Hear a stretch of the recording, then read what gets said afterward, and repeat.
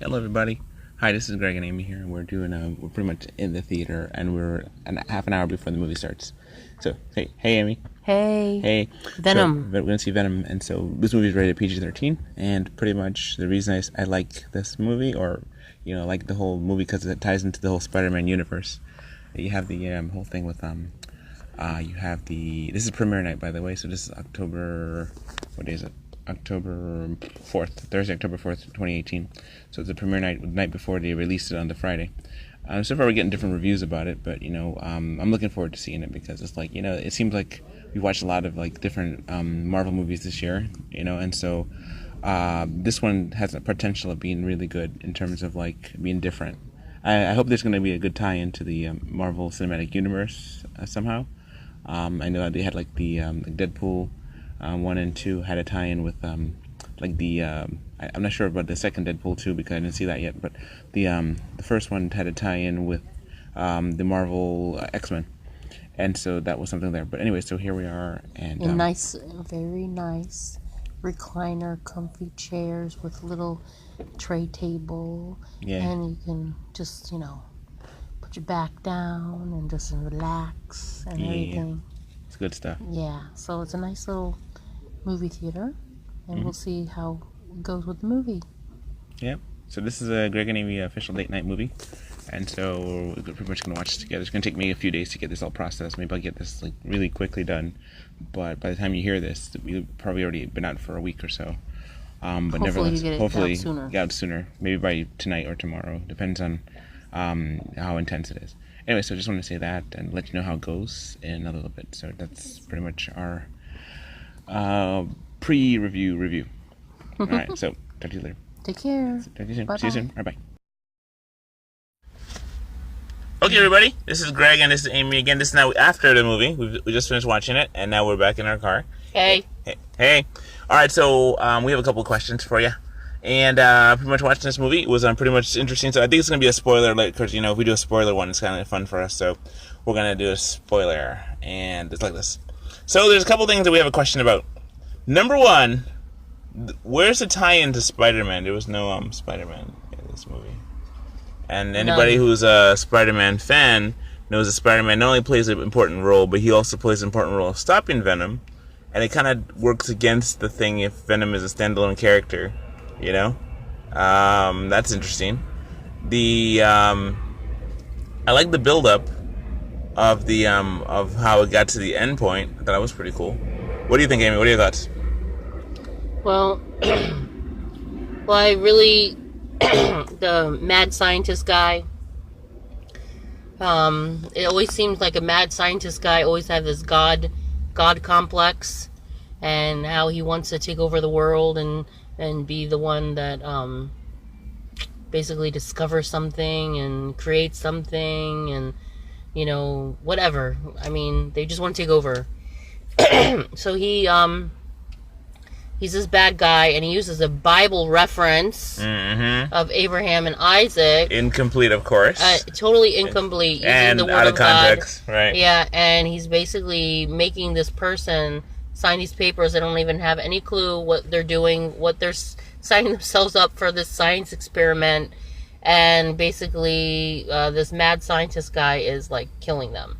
And I just think that it's so sad that you have to use the Bible. And then he basically says that God left us by ourselves, and that we have to finish his job, kind of thing. And I just think that's really sad. Like, that's the way a lot of people think. That God created the universe and then he kind of just left us to our own devices and our own skills and everything like that. And God is not involved in our world, and basically they could do whatever they want. And I just think that's like such a foul mentality to have in your brain.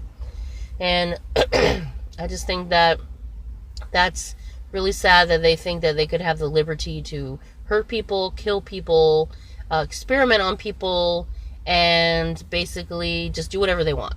Yeah. And take over the whole world and just go through the streets and hurt people and just kill people with the cars and shoot whatever they want, wherever they want, and just no concept of hurting anybody else, and keeping on the hush hush, like, they're doing this in secret, but no, they're just like ruling the roads, ruling this, ruling that, and so I don't totally understand the whole concept of like Venom and then this other guy that they're kind of like enemies and their own alien ruling this wherever they came from, right?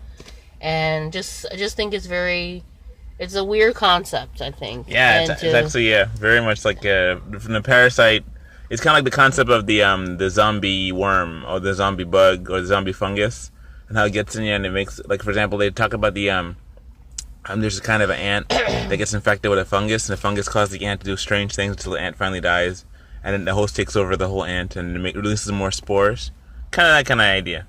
So then it's like, in this situation here, you have this movie, and this movie has a lot of things in it, and one of the things I think about is like the aspect of like it doesn't have Spider-Man in it. So because it doesn't have Spider-Man, but it has Venom, and instead of it starting in like New York, it's in like San Francisco, and it's just like there's a lot of reference to the characters, but I don't know how Sony's gonna tie in the whole Spider-Man thing.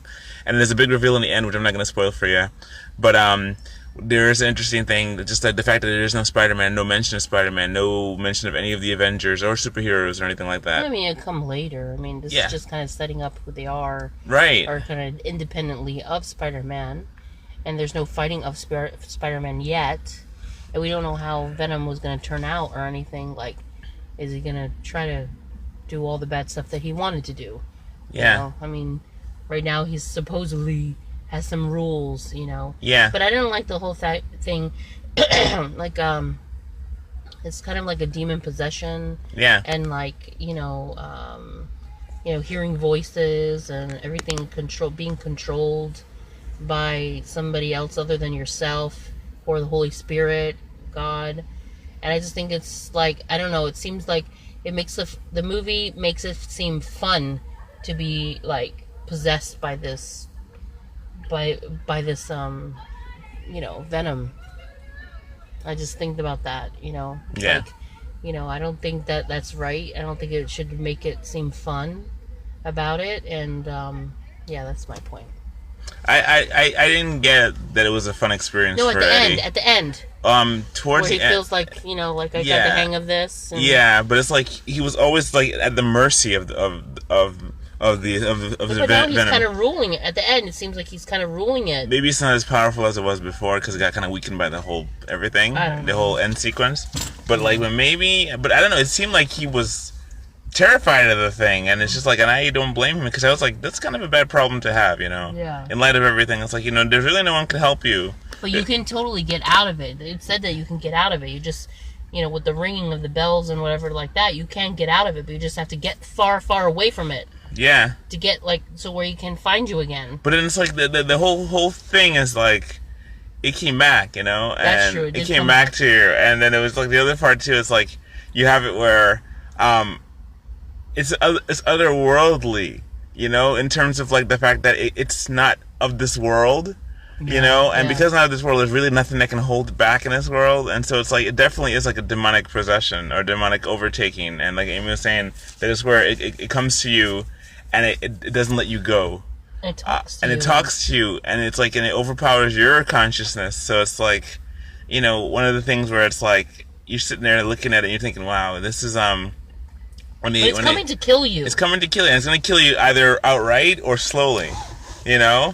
And that's just like, it's kind of like, it's a personification of sin, really, and what sin does, and how a little bit of sin continues to grow until it encompasses your whole life, and then it leaves you, and it goes to somebody else. Yeah.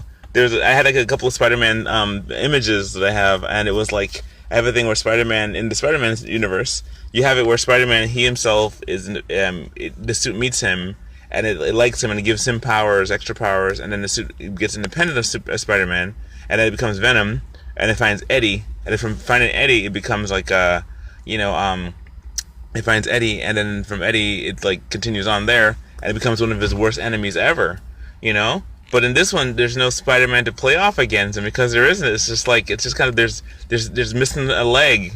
It's like you're trying to ride a bike with only one leg, and you can do that because nowadays you can do anything. You can have a motorbike or something, but nevertheless, riding a bike with one leg and you're missing Spider-Man, who is gonna stop this guy? This guy has, like, in a sense, out of context.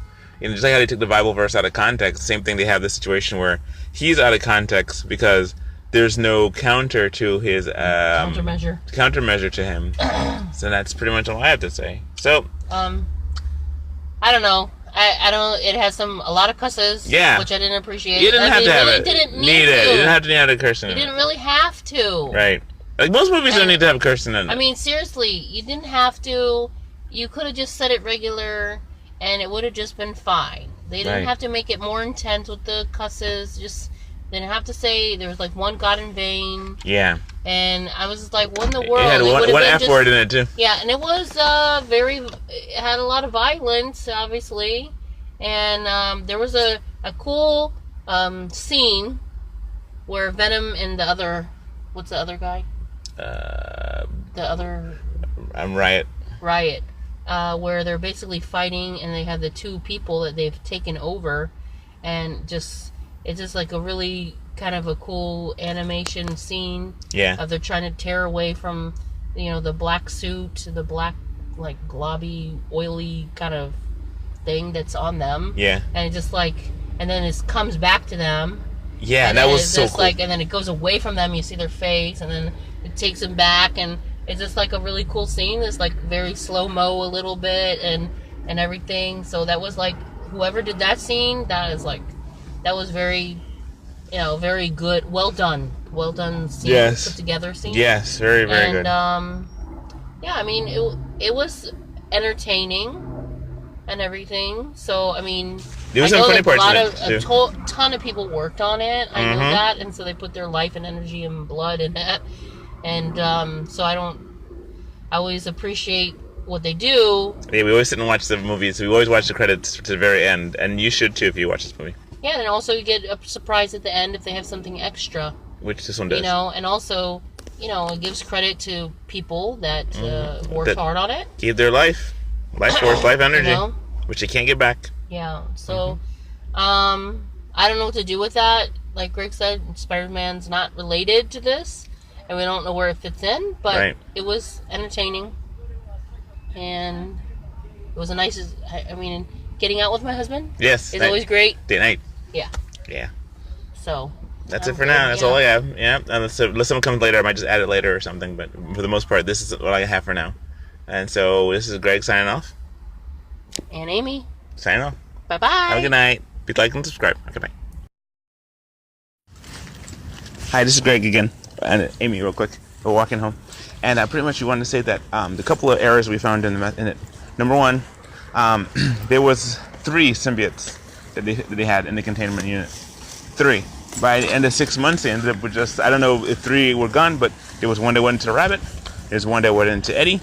One that went into the bad dude. Right? No. But the one with the bad dude, because that was got separated. And I don't know, it took him like 6 months for the other one to catch up. And that one went into the bad dude. So it was 3. So where did the other ones go? So what happened to the one that was in the bunny? That's one there. The next one is... Or the black guy.